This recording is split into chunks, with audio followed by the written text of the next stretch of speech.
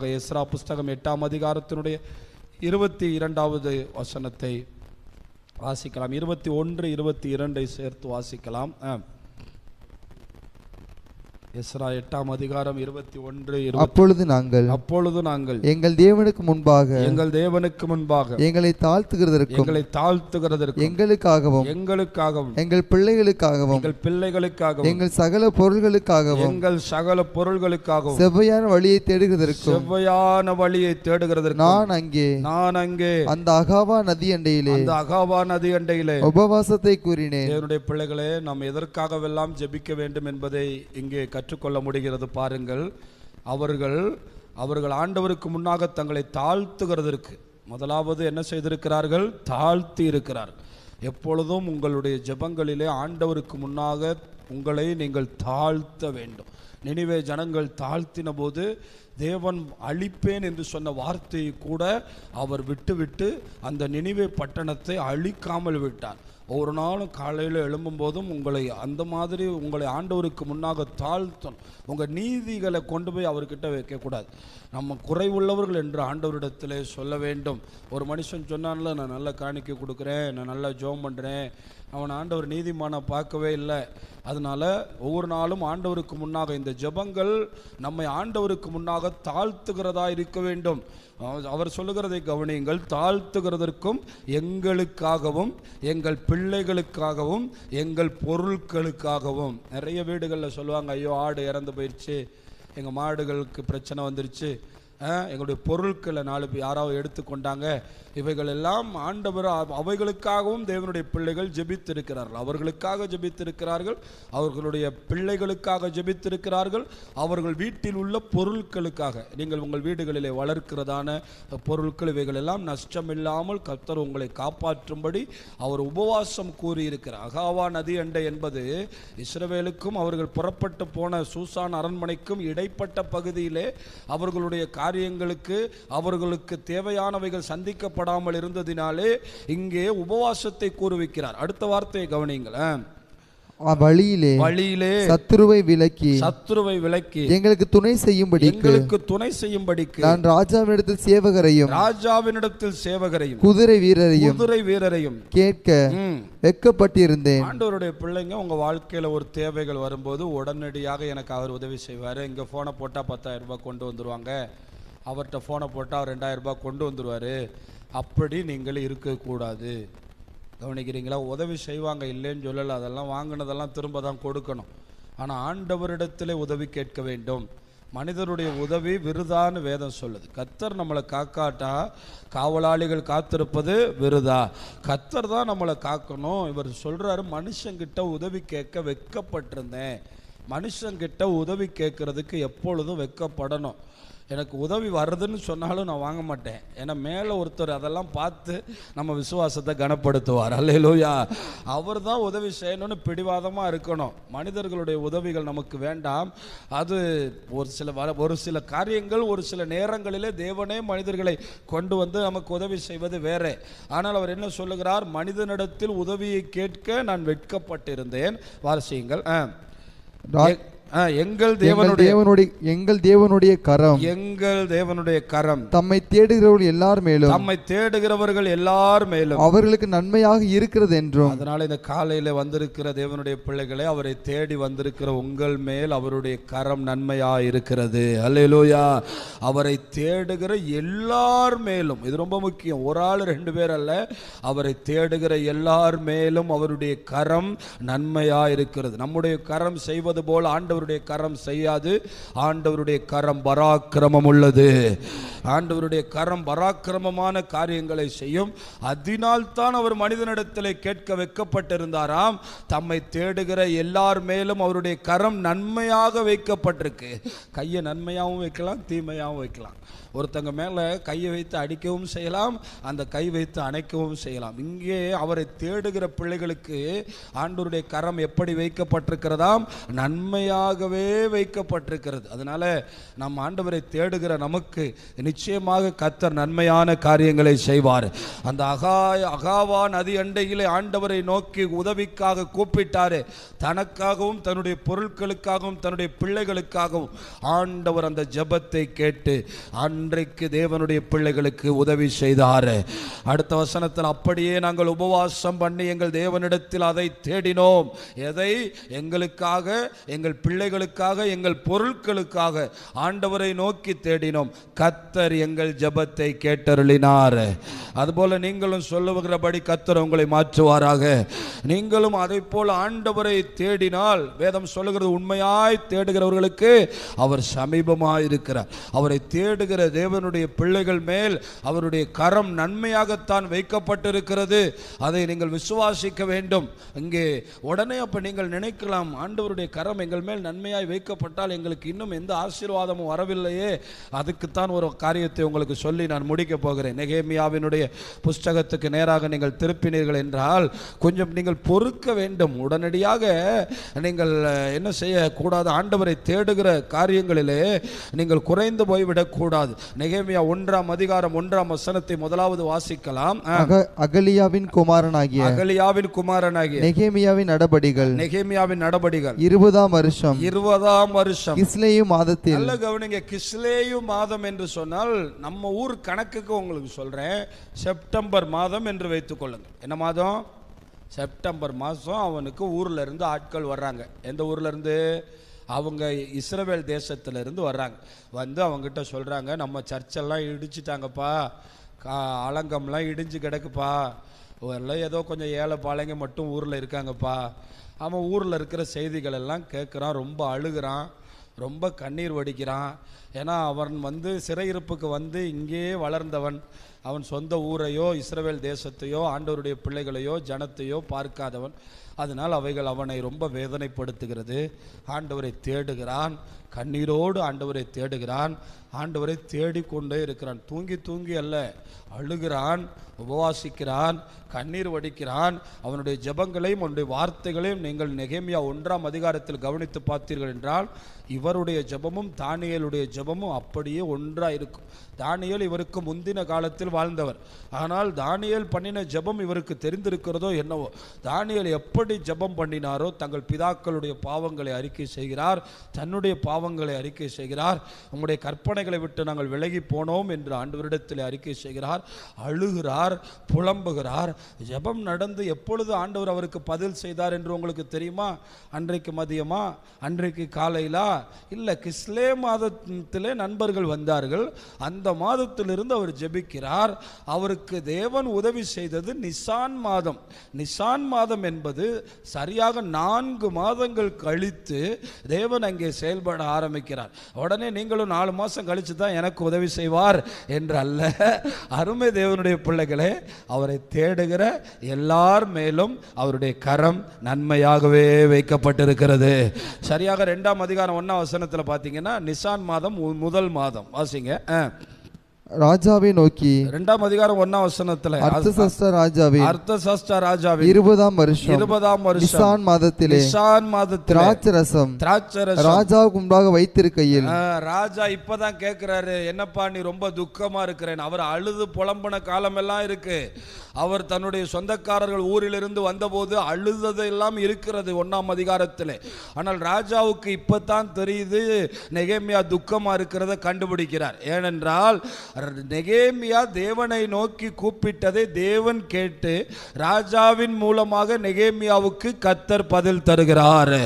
எங்கேயாவது நடக்குமாங்க? நீ உங்க ஊருக்கு போய் உங்க ஆலயத்தை கட்டிக்க, உன்னோட லீவு நாட்களுக்கெல்லாம் சம்பளம் நான் கொடுத்துட்றேன், நீ போகிறதுக்கு காசு கொடுத்துட்றேன், உனக்கு பாஸ்போர்ட்டு விசா கொடுத்துட்றேன், எல்லாமே ஃப்ரீயாக கொடுக்குறேன், உன்னோட போகிறதுக்கு உனக்கு உதவிக்கு ஆட்களை தர்றேன், என்னோட குதிரையை உனக்கு உதவியாக தர்றேன், எல்லாத்தையும் எடுத்துகிட்டு போய் உன் கடவுளுக்கு நீ எல்லாத்தையும் செஞ்சு முடிச்சுட்டு சேலரியோடு போயிட்டு திரும்பி வான்னு எங்கேயாவது நடக்குமா?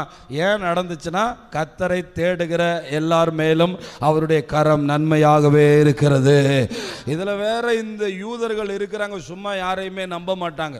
மோசே போய் சொல்றாரு, உங்களை காப்பாற்ற நான் வந்திருக்கேன்னு. அவங்க யாருமே நம்புற மாதிரி தெரியல.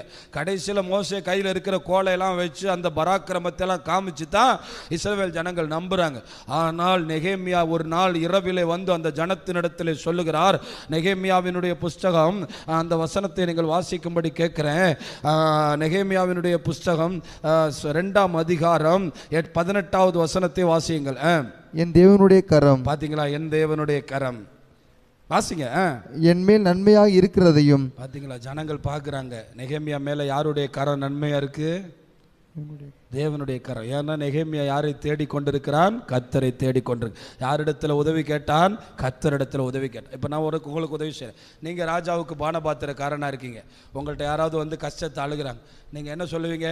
ராஜாவோட தானப்பா நான் இருக்கேன், உனக்கு என்ன பிரச்சனையாக இருக்கட்டும் ராஜாட்ட சொல்லி உனக்கு நான் வாங்கி தந்துடுறேன்.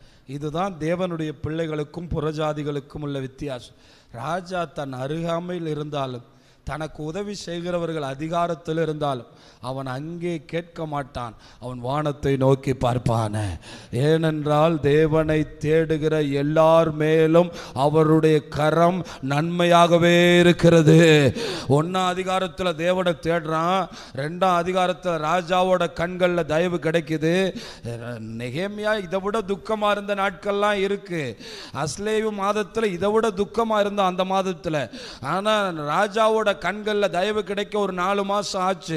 நீங்கள் கர்த்தருக்காக காத்திருந்து அவரை தேடிக்கொண்டிருக்கும் போது நீங்கள் ஒருபோதும் வெட்கப்பட்டு போகவே மாட்டீர்கள். தேவன் நல்லவர். இங்கே அவரை தேடுகிறவர்களுக்கு பாருங்கள், அந்த ஜனங்கள் பிடித்து கொள்ளுகிறார்கள். நெகேமியாவின் மேலே தேவனுடைய கரம் எப்படி இருக்கிறதா? நன்மையாகவே இருக்கிறது என்று அந்த ஜனங்கள் அறிந்தார்கள். கர்த்தருடைய கரம் என் மேல் நன்மையாக இருக்கிறதையும் ராஜா என்னோடு சொன்ன வார்த்தைகளையும் அவர்களுக்கு அறிவித்தேன். அப்பொழுது அவர்கள் எழுந்து கட்டுவோம். அவனே சொல்லிட்டான், எழுந்து கட்டுவோம். அவங்களுக்கே ஒரு நம்பிக்கை வந்துருச்சு. யார் சொல்லிட்டா?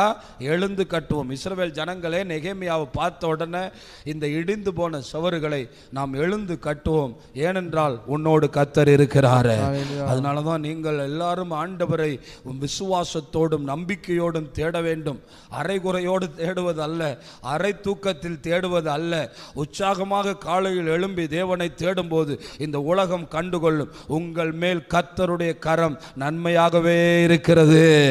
அதுதான் ரொம்ப முக்கியம். ஆண்டவருடைய கரம் நம்ம மேல நன்மையா இருந்தா எவ்விடங்களில் நாம் போனாலும் தேவன் நமக்கு இரக்கத்தையும் கிருபையும் மனிதருடைய தயவையும் ஆதரவையும் நம் கட்டளையிடுவார். நாம் எங்கே போனாலும் வெறுமையாய் திரும்பி வராதபடிக்கு தேவன் நமக்கு உதவி செய்வார். சங்கீதக்காரன் இவ்வாறு சொல்லுகிறார், உனக்கு நன்மையை காண்பிப்பவன் யார் என்று சொல்லுகிறவர்கள் அநேகர். இன்னைக்கு உலகம் அப்படிதானங்க நமக்கு சொல்லுது. இவனுக்கு யார் உதவி செஞ்சிருவான்னு பார்த்துரும், இவனை யார் தூக்கி விட்டுருவான்னு பார்த்துரும். எங்களுக்கு நன்மையை காண்பிப்பவன் யார் என்று சொல்லுகிறவர்கள் அநேகர்.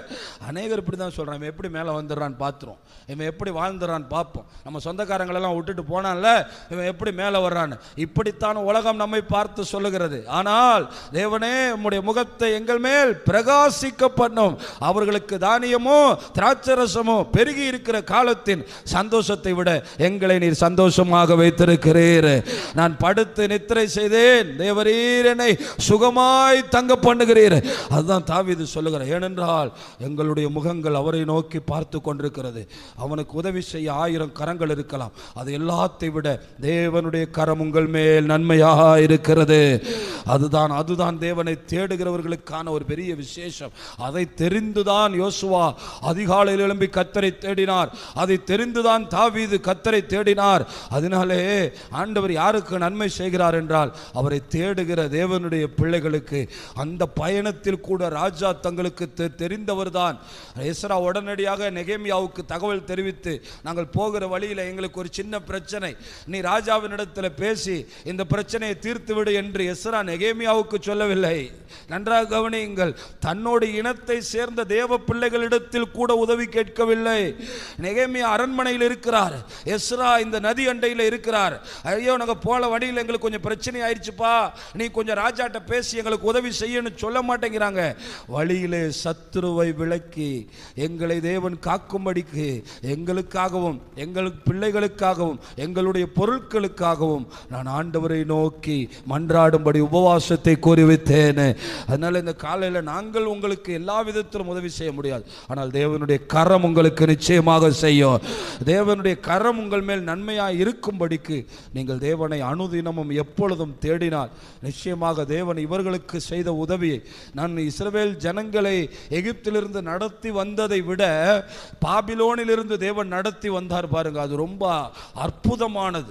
ஏனென்றால் இஸ்ரவேலிலிருந்து நடத்தும் போது மோசே என்கிற ஒரு மனிதனை வைத்து கர்த்தர் நடத்தினார்.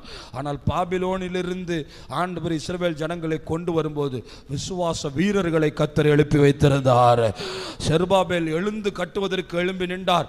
எஸ்ரா ஆண்டவரை நோக்கி மன்றாடுகிறவனாய் இருந்தார். நெகேமியா ஒவ்வொருவரும் தனித்தனியாக செய்தார்கள். ஆலயத்தை கட்டுவதற்கு செருபாபேல், அலங்கத்தை கட்டுவதற்கு நெகேமியா என்று ஒரு கூட்டு முயற்சியாக இரண்டாவது ஆலயம் கட்டப்பட்டது. அதுதான் தேவனுடைய விருப்பமாயிருந்தது. நாம் எல்லாரும் அவரை தேடும்போது நம்மேல் அவருடைய கரம் நன்மையாயிருக்கிறதை நம்மை சுற்றி இருக்கிறவர்களும் நம்முடைய புறஜாதிகளும் உணரும்படி தேவன் அங்கே செய்வார். தேவன் இவனோடு இருக்கிறார், இவன் செய்கிறதை எல்லாம் தேவன் வாய்க்க பண்ணுங்க. எத்தனை எதிர்ப்புகள் வந்தது. இவங்க கட்ட ஆரம்பிச்சோன்னு அவன் சொல்றான், கழுதை ஏறி நடந்து போனா இந்த செவரு உடஞ்சிரும்டா அப்படிங்கிறான். கழுதை ஏறி நடந்தா உடஞ்சிரும், 2 மிதி மிதிச்சா விழுந்துரும்டா. இவங்க என்ன கட்டுறாங்கன்னு பார்ப்போம். அவங்க முன்னாடி ஒரு 5 வருஷம் இல்லை, வெறும் 52 நாள்ல கட்டி எழுப்ப கர்த்தர் உதவி செய்தார். ஜெபம் 4 மாசம் நடக்குது. ஜெபம் அஸ்திபாரம் போடப்படும் போது நீ நினைக்காதவைகளை எல்லாம் கர்த்தர் குறுகின நாட்களிலே நடத்தி காட்டுவார். 52 நாட்களில் ஒரு பெரிய பட்டணத்துக்கு காம்பவுண்ட் சுவர் கட்டுவதற்கு வாய்ப்பு இருக்கிறதா என்று கேட்டால் கர்த்தருடைய கரம் அவன் மேல் இருந்தால் இவைகள் எல்லாம் சாத்தியமாகும். இந்த உலகம் நம்ப முடியாத காரியங்களை தேவன் உங்கள் வாழ்க்கையிலே செய்ய வேண்டுமானால் அவருடைய கரம் உங்கள் மேல் இருக்க வேண்டும் நன்மையாக. அப்படி அவருடைய கரம் உங்கள் மேல் நன்மையாக இருக்க வேண்டுமானால் நீங்கள் அவரை கருத்தோடு தேட வேண்டும். அவரை தேடுவதற்கு சில நேரங்களிலே சிலதை வெறுக்க வேண்டும், நேரத்தை வெறுக்க வேண்டும். சாப்பாட்டை ஒதுக்கி வைத்துவிட்டு உபவாசத்தை கூறுவித்த போது எல்லாரும் உபவாசம் இருந்து ஆண்டவரை தேடி இருக்கிறார்கள். இவர்கள் எல்லாம் சாதித்தார்கள் தேவனை கொண்டு. உங்கள் வாழ்க்கையிலும் நீங்கள் நடக்காது என்று நினைக்கிறவைகளை சாதிக்க தேவனுடைய கரம் உங்கள் மேல் இருக்கட்டும். தேவனுடைய கரம் உங்கள் வாழ்க்கையை நன்மையாய் மாற்றட்டும். அது மனிதனுடைய உதவி அல்ல. நாங்கள் உங்களுக்கு வேறு யாரோ கொடுக்கிற உதவிகள் நிச்சயமாக பத்தாது. அது முடியவே முடியாது. நான் பல காரியங்களில் இதை உணர்ந்திருக்கிறேன். மனிதர்கள் நமக்கு கொடுக்கிற உதவி எல்லாம் சொற்பமானதாக இருக்கும், ஆனால் கர்த்தருடைய கரம் பராக்கிரமம் செய்யும். அந்த கரம் உங்கள் மேல் செயல்படும்படிக்கு தேவனை நீங்கள் கருத்தோடு தேட வேண்டும். நான் மக்களை எல்லாம் பார்க்கிறேன், எல்லாம் பாதி பேர் அப்படியே பாதி தூக்கத்தில் அப்படியே கலக்கத்தில் இருக்காங்க. அது இருக்கத்தான் செய்யும், ஆனால் ஆவியானவர் உள்ள வரும்போது அப்படிப்பட்ட காரியங்கள் உங்களுக்குள்ளே இருக்கா. தேவனை தேட வேண்டும், நம்ம ஆண்டவருடைய கிருபையை பெற்றுக்கொள்ள வேண்டும் என்கிற ஒரு சந்தோஷத்தோடு நீங்கள் தேடணும். அந்த பலவீனங்கள் எல்லாம் மாறி நம்மள மாதிரி தானேங்க இருந்தாங்க. யோவானும் யாக்கோபும் பேதுருவும் 3 பேரும் நல்லா தூங்கிட்டே இருந்தாங்க. போதா குறைக்கு சாப்பாடு வேற கொடுத்துட்டாரு. பஸ்காவில் நல்ல சாப்பாடு. என்ன, ஒரு ஆடை வெட்டி எல்லாரும் சேர்ந்து சாப்பிடணும். ஒரு ஆளுக்கு ஒரு குடும்பத்துக்கு ஒன்றுங்கிற வீதத்தில் அவங்க பாட்டுக்கு நல்லா சாப்பிட்ருப்பாங்க. நைட் ஆனவொன்னே என்ன வரும், நம்மளை மாதிரியே அப்படியே கலக்கத்தில் தான் இருந்திருப்பாங்க. ஆனால் ஆண்டவர் மட்டும் ஜோம் பண்ணிட்டு இருக்காரு, முழங்காலில் நின்று ஜோம் பண்ணுறாரு. ஏனென்றால் பிதாவினுடைய கரம் அவர் மேல் இருக்க வேண்டும். நல்ல வேளை இவங்க எல்லாம் தூங்கிட்டாங்க, இவங்க தான் காப்பாற்றுவாங்கன்னு நினச்சி போனார். எல்லாம் கொரட்டை விட்டு தூங்குறான். 1ஆவது தடவை எழுப்புறாரு, எந்திரிங்கப்பா, கொஞ்சமாவது என் கூட இருந்து ஜோம் பண்ணுங்கப்பான்னு. அவங்க பாட்டுக்கு தூங்குறாரு. 2ஆவது தடவை வந்து எப்பா, அடுத்து 3ஆவது தடவை வர்றாரு, நீங்கள் தூங்குங்கப்பா போங்கப்பா அப்படின்ட்டு அவர் போயிட்டார். அவர் போய் ஆண்டவரை நோக்கி பார்க்கும்போது பிதா தம்முடைய தூதனை அனுப்பி தம்முடைய குமாரனை திடப்படுத்தினார். தைரியமாக இருங்க, இன்னும் கொஞ்சம் நேரம் தான், இந்த இரவு மட்டும்தான். நாளை தினத்தில் வெற்றி பெற்றவராக அந்த ஓட்டத்தை ஓடி முடிக்க முடியும்னு சொல்லி கர்த்தருடைய தூதர்கள் இறங்கி அவரை திடப்படுத்தி அந்த பெரிய காரியத்தை செய்யும்படிக்கு தேவனுடைய கரம் அவர் மேல் வைக்கப்பட்டது. அதனால் தான் அவரால் அந்த சிலுவையை தாண்டி போக முடிந்தது. நம்பின 3 பேரும் கைவிட்டாங்க, எங்கே போனாலும் கூட்டிகிட்டு போவார். அந்த 3 பேரும் தூங்கிட்டாங்க. பல நேரம் அப்படி தான் இருக்கும். நீங்கள் ரொம்ப நம்பினவங்க கூட, நீங்கள் உதவி செய்வாங்கன்னு நினைச்சவங்க கூட உங்களை வேதனைப்படுத்தலாம். கர்த்தருடைய கரம் உங்கள் மேலே நன்மையாக இருக்கிறது. எழும்பி நிற்கலாமா? கர்த்தரின் கரம் என் மேலங்க, கடுகளவு பயம் இல்லங்க. கைத்தட்டி கர்த்தரின் கரம் என் மேலங்க, கடுகளவு பயமில்லைங்க. தாலாட்டுவா உன்னை சீராட்டுவான், உன்னை சீராட்டுவான். கடைசி வரை என்ன என்ன நடத்திடுவார். கர்த்தரின் கரம் என் மேலெங்க, கடுகளவு பயமில்லைங்க. சொல்லுங்க பார்க்கலாம். கர்த்தரின் கையை தட்டி எல்லாரும் சொல்லுங்க. என் மேலெங்க, கடுகளவும் பயமில்லைங்க. சொல்லுங்க. சில நேரம் சில பிள்ளைங்க படிக்கிறத பார்த்தா பெற்றோர்கள் சொல்லுவாங்க, நீ படிக்கிறத பார்த்தா தேட மாட்ட போலையே. அது மாதிரி ஆண்டவரை தேடக்கூடாது, நல்லா உற்சாகமாக தேடணும். ஒரு ஆமேன் சொல்லுங்களேன்.